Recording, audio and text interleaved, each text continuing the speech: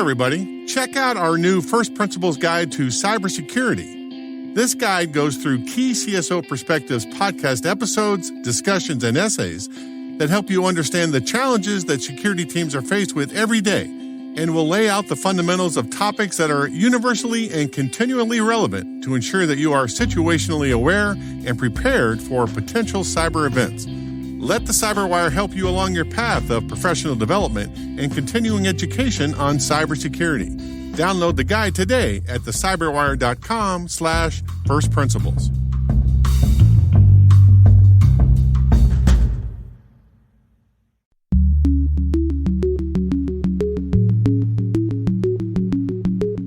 There's a fundamental good that's coming out of this, but maybe for the wrong reasons. So we should all be concerned about it, but the main piece is probably going to be disruption.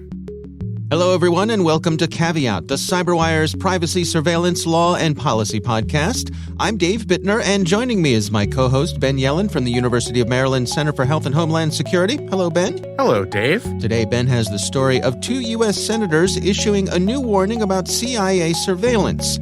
I've got the story of proposed legislation that puts guardrails on social media algorithms. And later in the show, my conversation with Ron Brash from Daedalus. We're going to be discussing software attack vectors faced by the shipping community. While this show covers legal topics and Ben is a lawyer, the views expressed do not constitute legal advice. For official legal advice on any of the topics we cover, please contact your attorney.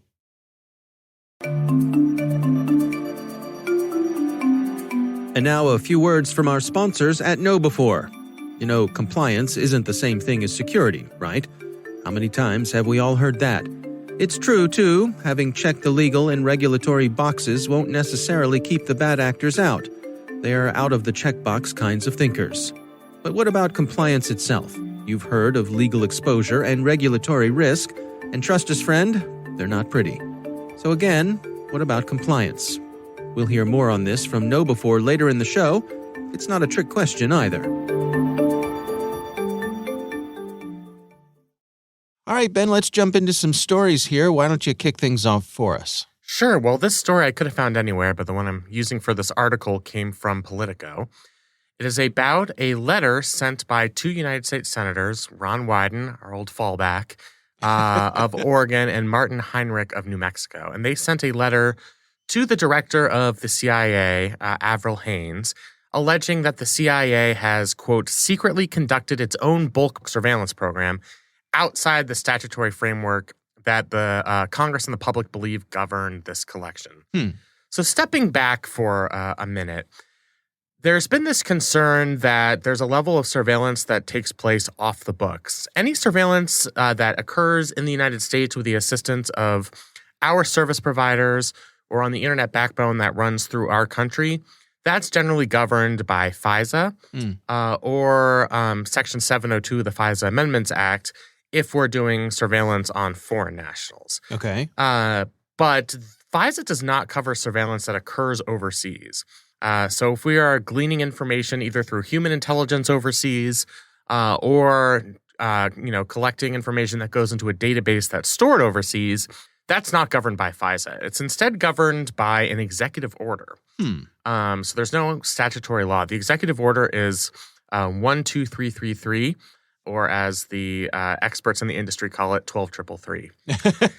And who executed this executive order? That was the Gipper himself, Ronald Reagan, in 1981. Oh, wow. So we've had this regime in place for about 40 years now. President Bush made some minor changes to it, but largely the framework has been in place. So it's worth noting, I mean, that's a pre-internet framework. It sure is. Yeah. Most of Executive Order 12333 is relatively anodyne. I mean, it's, which agency has authority over which type of surveillance.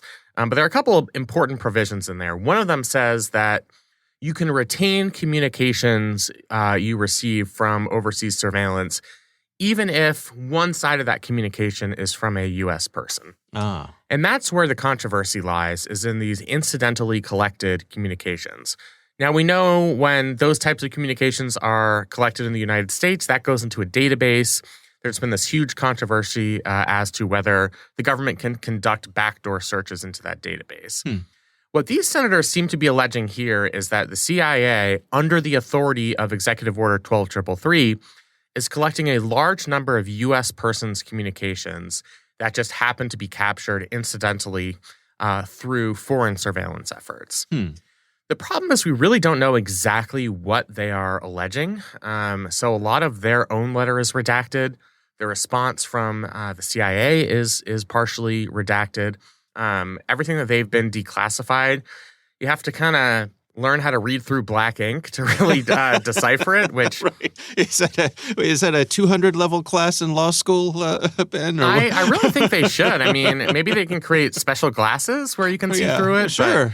And I know our government's, we've talked about incidents in the past where they actually do a bad job redacting information. Right, You can see little letters poking out. I could not do that here. What I do know is there is a quasi-governmental organization called the Privacy and Civil Liberties Oversight Board. And they do research, put out research papers on U.S. surveillance, U.S. government surveillance efforts. And they released a report. It was a long-awaited report on Executive Order 12333. They released it a year ago. I was really excited about the report, brought it up on my computer, read it for 5 minutes, and was like, that's it? It was basically nothing. It was like as if somebody submitted a book report on Executive Order 12333 the night before it was due. And it was, it was the equivalent of reading, this is what Executive Order 12333 does, but we can't really tell you very much. Right. Here's 5 pages on the history of it. They summarized the summary in the book cover, right? Yeah, I mean, it really was virtually nothing. Okay. Now, they wrote a comprehensive report, which was all classified, all redacted. And one of the members of the Privacy and Civil Liberties Oversight Board wrote a dissent from the majority, as if he were some sort of Supreme Court justice, saying basically, you guys are misrepresenting this report. You really need to declassify more of it because the public isn't getting any useful information about what happens under this executive order. Some of it must have been declassified to Congress, and that's probably where Senators Heinrich and Wyden are getting their information. I see. The one thing that stands out to me here is I thought at least it was pretty clear that we were collecting U.S. persons' communications incidentally through Executive Order 12333. I don't know why. It seems like they're sort of presenting that as if it's something new or, some sort of radical discovery. There might be an interesting angle about, it's the CIA and not the NSA who's collecting this information. But I think maybe they are using this as an opportunity to raise alarm bells about surveillance generally when we don't actually have that much useful additional information, based on what I can see in their letter and into the report that they've linked to. Interesting. So what happens next with this? They wrote this letter. Where does it go from here? So the CIA will probably write a longer response. And responding to the articles about it, they've basically said, yes, we admit that there is some incidental collection under this executive order, but we comply with the executive order, all relevant laws, et cetera. In the long run, Congress is probably going to have to do something about the fact that there's this surveillance framework for overseas surveillance that's somewhat of the wild, wild west. I mean, it's not governed by any statute passed by Congress. And that used to not really be a problem because, frankly, most of us don't care about the information we're gleaning from overseas sources. We thought that, that only affects those people, right? Not us. Right. But now with the way the internet works, you and I could send an email to one another and that could end up on an overseas server in a variety of ways. And if the government was able to obtain that communication and one of us said something incriminating, they could use that for law enforcement purposes, even though not only did they not get a warrant for our individual conversation, they have no FISA court authorization to do this surveillance in the first place. And let me understand here. So, and in the case you describe, neither of us are foreign nationals. As far as I know, that's correct. So just the fact that light bulb just went off above my head. Just the fact that the data travels through a foreign country would be all they needed to gather it? Yes, because data that is collected overseas is not subject to FISA. FISA applies to communications collected from our service providers or from the internet backbone physically in the United States. So just continue down this admittedly conspiratorial pathway that my mind has now embraced. I love it. So you could imagine a scenario where, routing tables could be manipulated so as to intentionally send traffic to a friendly ally and therefore be able to collect information on American citizens without a warrant or having to deal with any of that pesky FISA stuff. Theoretically, yes. And this isn't just us raising this concerns. Do you remember when we talked about Schrems 2? Yeah. The case in the European Court of Justice? I mean, the reason Schrems 2 exists is because there was concern among our European allies that we were sort of cavalier about our foreign intelligence surveillance efforts. And that communications, whether they're from U.S. persons or people subject to the jurisdiction of the EU, because, our overseas surveillance is only governed largely by this executive order, it can be ripe for abuse. And so, I think that reflects rather poorly on the United States. Congress could easily step in here and extend FISA or make explicit in FISA that it applies not just to domestic communications or our own internet service providers, but that it applies to all overseas surveillance as long as that surveillance concerns U.S. persons, even if their communications are collected incidentally. They could do that. For a variety of reasons, they haven't. And, last time I checked, unless you have 2/3 majorities in each house of Congress, you have to get it signed by a president. And guess what a president really likes? A lot of power in an executive order. Right. So, I don't see that happening anytime soon. There have been warnings for a long time about Executive Order 12333. There was a op-ed in the Washington Post about 8 years ago by a guy who worked in the State Department. He said, look, I'm not going to be a Snowden. I'm not going to leak information. But, based on what I know, this is something to be concerned about. And they asked the chairwoman of the Senate Intelligence Committee at the time, which was Dianne Feinstein, senator from California. And she said, I don't have enough information on what happens under 12333 to conduct oversight. And then we get finally this Privacy and Civil Liberties Oversight Board report that is a whole bag of nothing. So, at the very least, we need information that can be released to the public. Sure, it's going to be redacted, but it should give some indication of what kind of surveillance is taking place here, what kind of communications are being collected, and what's the scale of this collection. And it seems as though that is what Senators Wyden and Heinrich are doing here, is trying to rattle that cage a bit. Absolutely. I think that's the reason they released this letter, and it worked. They got media attention for this story, and they got a bunch of headlines saying, is the CIA doing warrantless backdoor spying? Right. So, even though this might not be new information, it might have been a ripe time for them to raise this issue. All right. Yeah, well, interesting. As they say, time will tell, and we'll see how this plays out. Yeah. All right. Well, my story this week comes from The Verge. They were the first to break this story, written by McKenna Kelly. And it's titled, New Algorithm Bill Could Force Facebook to Change How the News Feed Works.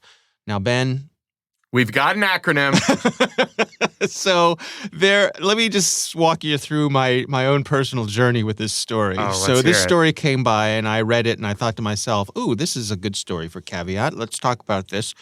In this story on The Verge, they talk about the Social Media Nudge Act. Nudge is capitalized, which means it's an acronym, right? So my acronym alarm went off. I was so disappointed, crestfallen, Ben, crestfallen. This article did not outline what nudge stands for. I went looking at several different articles, and it seemed like most of them were written off of this primary article. Right. Verge was first to write about it. And they also referenced the Social Media Nudge Act. None of them listed what nudge stood for. So you actually had to do some advanced research here. I actually went to the bill itself. Wow. I brought up the bill on Legiscan, which has the proposed bill, and turns out that the drum roll, please. Nudge stands for Nudging Users to Drive Good Experiences on Social Media Act. Now, let's see if our listeners can hear this sigh. I want to call foul on having the N be nudge. Absolutely. When the acronym is nudge. That's cheating. It is cheating. I have to say, whoever the staffers were who were responsible for coming up on this, they really need to up their game. I'm disappointed in what they've done here. I completely agree. All that aside, let's talk about the actual bill here. So this is authored by Senators Klobuchar, a Democrat from Minnesota, and Cynthia Lummis from Wyoming, Republican from Wyoming. And this would direct the National Science Foundation and the National Academy of Sciences, Engineering, and Medicine to study content-neutral ways to add friction to content sharing online. And as you read through this bill, they really repeatedly hit on that content-neutral thing, which obviously you got to do these days, right? Because everyone, doesn't matter which side you're on, but I think it's fair to say that folks from the right really hammer on this notion that they're being silenced on social media, evidence notwithstanding. Right, exactly. But everybody's going to cry bias, right? Right. Both sides are going to cry bias. So the notion here is that social media platforms need to have guardrails put on their algorithms. Things need to be slowed down. The way that they amplify things and accelerate discord needs to be, first of all, studied. And then something needs to be put into place. And reading through this bill, it's a multi-year process where first it gets studied by the scientists, which, hey, all right, sure, good. That's great. When in doubt, tell somebody else to study it. Well, and good that we're having actual scientists do the studying, right? Rather than a think tank or a bunch of No offense, Ben, but academic wonks to study this sort of thing. And then they'll come back with recommendations, which will then go to the Federal Trade Commission to try to put some rules on how these algorithms could work. So it's interesting to me that this is bipartisan. I'm curious on your take on this, Ben. Do you think this has a chance of going anywhere? Yeah, I think this faces better prospects than other similar pieces of legislation. A, because it's bipartisan, and B, because it would really just kick off a process to try and develop some type of standard. So as you said, first it would go to the National Science Foundation and the National Academy of Sciences, Engineering, and Medicine to study how you can produce content-neutral ways to add friction to content sharing online. So that's great. Then it goes to the FTC to actually implement that and create sanctions for companies who don't abide by that. My suspicion is, the controversy here won't be enacting this piece of legislation. It's going to be what ends up being produced by those organizations. That's something that once that's produced, depending on who controls the FTC at the time, they might choose to just simply ignore those recommendations if they think, this isn't sufficient or this is going to create bias. Some tech companies themselves have tried to, engage in efforts to limit content sharing online for information that people might find disturbing. Right. It's been a little bit, please don't throw me in the briar patch. Right. I think they are trying to preempt government regulation, not always successfully. I'm not sure, there's a fine line there, right? You can suggest when people try and post something that's incendiary or based on false information, you can say, hey, are you sure you want to post this? Which Twitter and Facebook have been doing. If I try and throw out F-bombs and I'm using, Twitter for web, before I tweet it, I'll get a little warning saying, we're trying to maintain civil discourse here. Slow down, potty mouth. Yeah, are you sure you want to do that? Right. That's great. I don't know. I haven't seen any research on whether that's effective, if it actually makes people second guess whether to post that information. Yeah. If that is going to be the practice, that's fine. I don't know that that's going to have that much of an impact on content moderation. Right. The other option is, of course, coming in with a bigger stick and sanctioning individuals for posting this type of content, kicking people off the platform. And that's when things get controversial, and that's when people cry censorship. Yeah. So I just think, the prospects of this bill are decent because it's really just kicking off a conversation, kicking off a process. But whether this could actually create something durable would depend on, what these agencies themselves can do to develop these standards. Yeah, I think it's also interesting that when you have something like this that's going to take several years to play out, and you cast that in parallel to the pace at which these things change in social media in general and technology, and also, calls to break up these companies. There's all sorts of things happening at the same time.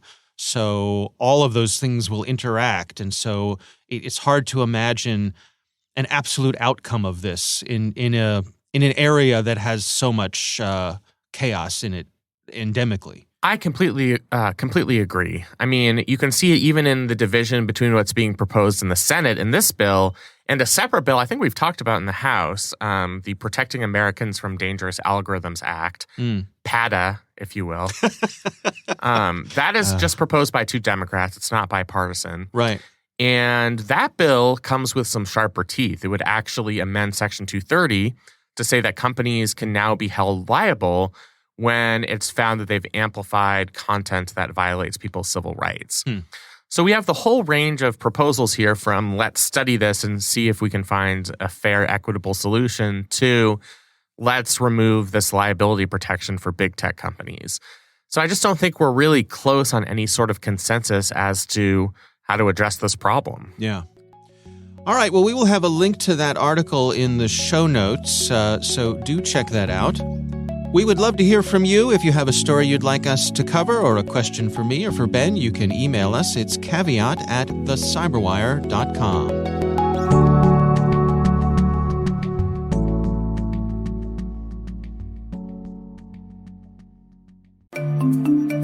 And now back to that question we asked earlier about compliance. Compliance isn't security, but complying does bring a security all its own. Consider this. We've all heard of GDPR, whether we're in Europe or not. We all know HIPAA, especially if we're involved in healthcare. Federal contractors know about FedRAMP. And what are they up to in California with the Consumer Privacy Act? You may not be interested in Sacramento, but Sacramento is interested in you. It's a lot to keep track of, no matter how small or how large your organization is. And if you run afoul of the wrong requirement, well, it's not pretty. Regulatory risk can be like being gobbled to pieces by wolves or nibbled to death by ducks. Neither is a good way to go. KnowBefore's KCM platform has a compliance module that addresses, in a nicely automated way, the many requirements every organization has to address. And KCM enables you to do it at half the cost in half the time. So don't throw yourselves to the wolves and don't be nibbled to death by ducks. Check out KnowBefore's KCM platform. Go to kb4.com/KCM and check it out. That's kb4.com/KCM. And we thank KnowBefore for sponsoring our show.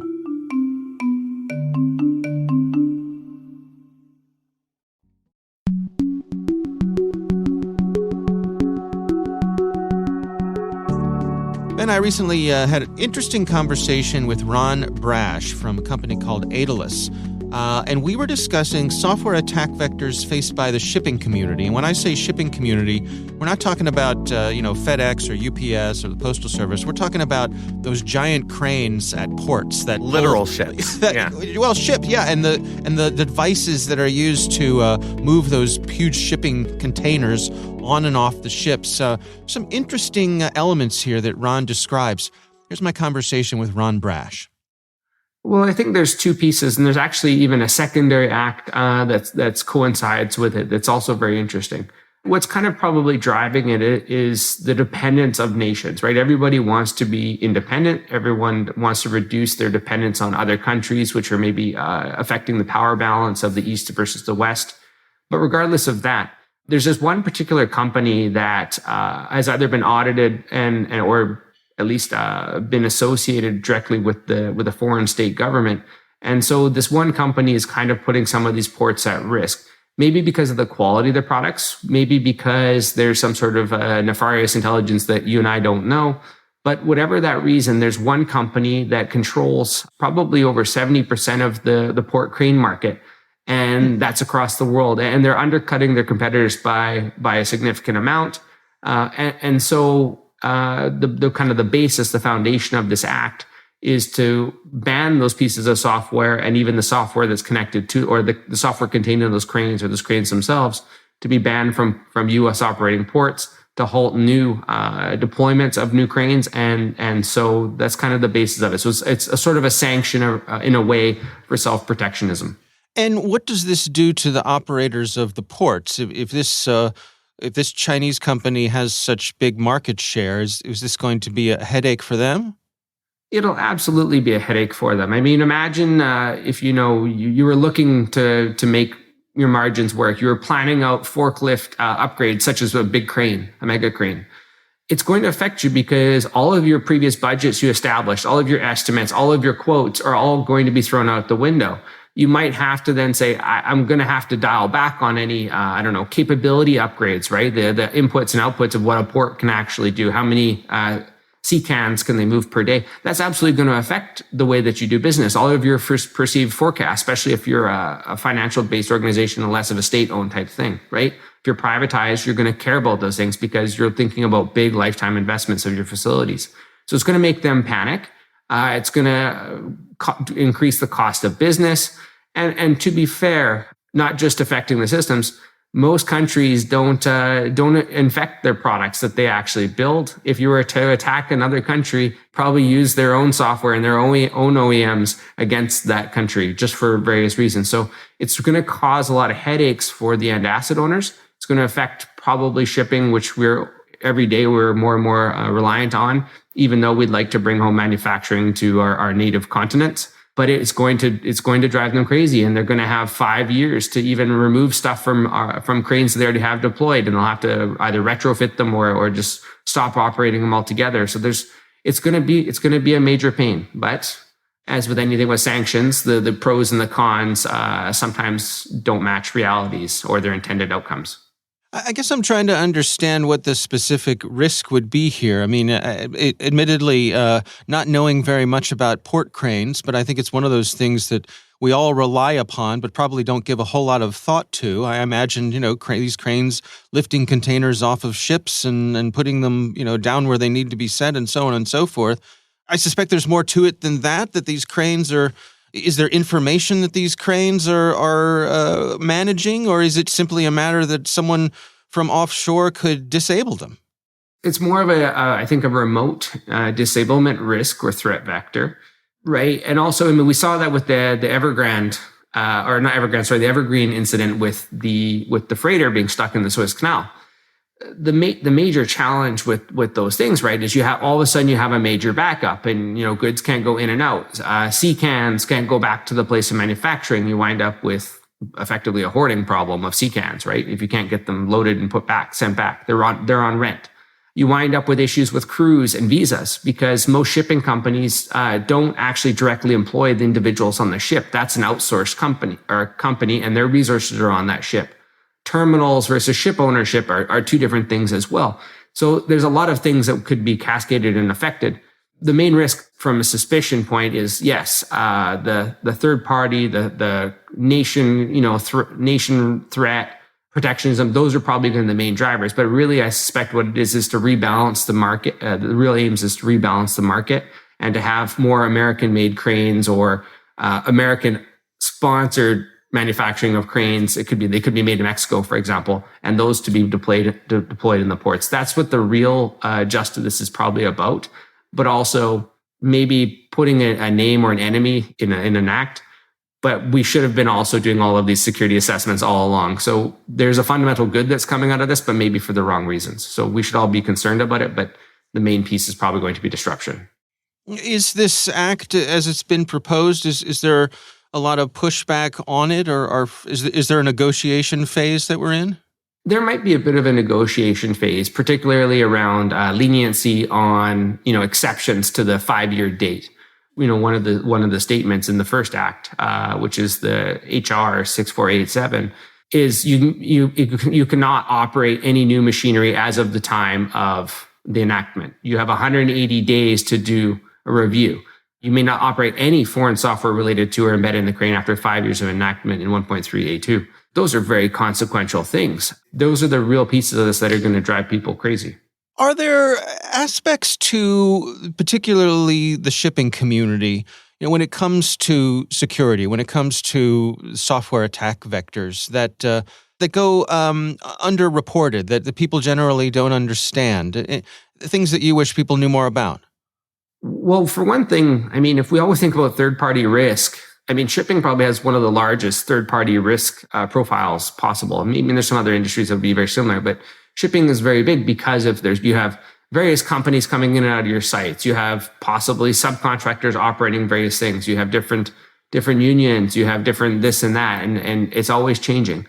One of probably the most misunderstood challenges is validating integrity anywhere in shipping. How can you actually validate what is in that CCAN is supposed to be there, right? That's a very traditional thing. Are there drugs in there? Does the manifest match? So on and so on. Again, you have different resources in there. How do I know that someone did not install via USB stick in a PLC cabinet that was unlocked, an update or something changes?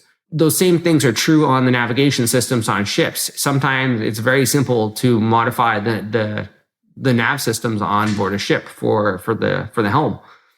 Those are all big concerns. So probably one of the biggest underreported and misunderstood, but also probably the most prevalent across all of those different audiences in shipping, is the ability to actually validate integrity of the data, validate integrity of devices in use.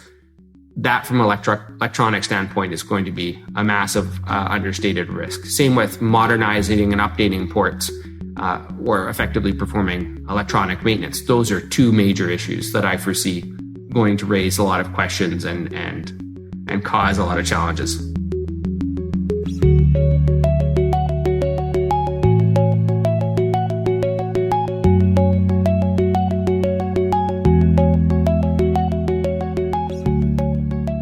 All right, Ben, what do you think? So most of what I knew about port security came from The Wire Season 2.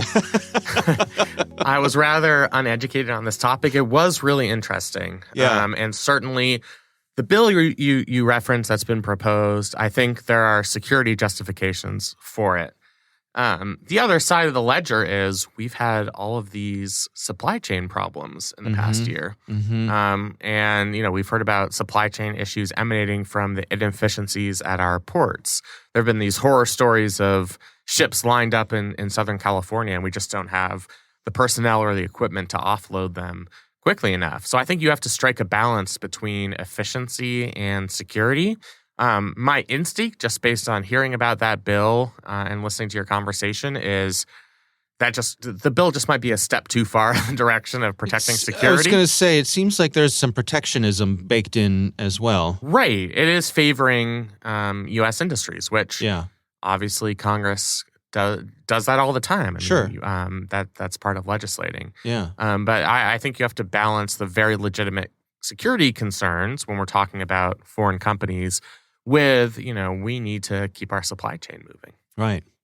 All right. Well, our thanks to Ron Brash. Again, he is the VP of Research and Critical Infrastructure at software security firm Daedalus. We do appreciate him taking the time.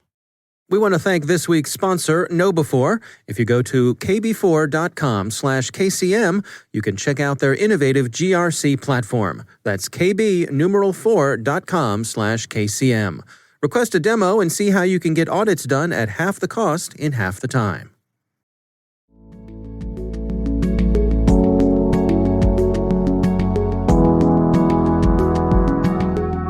That is our show. We want to thank all of you for listening. The Caveat podcast is proudly produced in Maryland at the startup studios of Data Tribe, where they're co-building the next generation of cybersecurity teams and technologies.